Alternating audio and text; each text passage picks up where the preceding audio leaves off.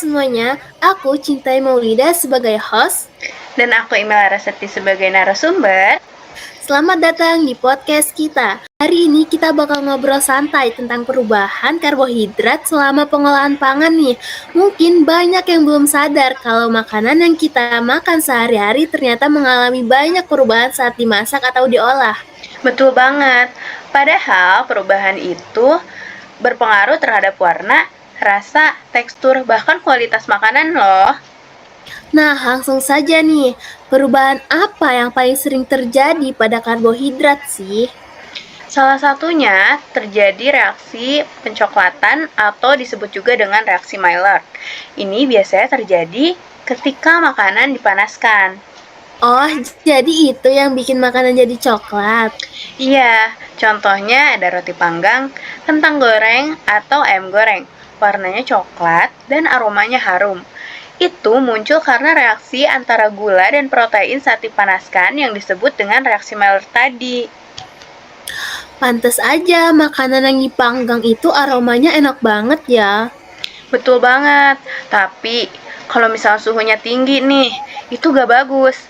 Karena dia bisa membentuk senyawa seperti akrilamida. Nah, aku sering dengar juga tentang karamelisasi. Itu beda sama reaksi Maillard nggak sih?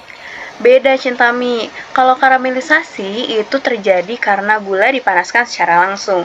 Jadi, gulanya berubah warna jadi coklat. Terus, dia itu menghasilkan rasa yang khas karamel. Contohnya kayak gula yang dipanasin buat topping boba atau caramel sauce ya. Ya, bener banget. Selain perubahan warna, ada perubahan lain nggak sih?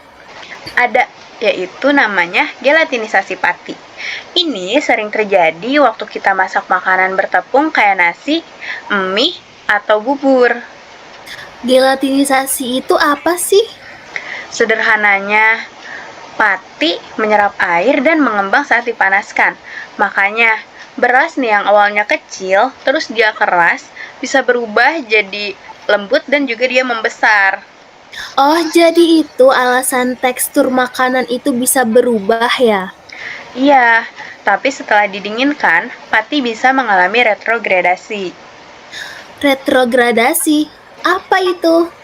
Retrogradasi itu proses ketika pati yang sudah matang berubah jadi lebih keras setelah didinginkan. Contohnya itu nasi yang dimasukin ke kulkas. Biasanya jadi agak keras kan? Oh iya, bener banget. Aku kira emang karena itu masuk kulkas doang. Enggak dong, ternyata ada proses kimianya juga kan?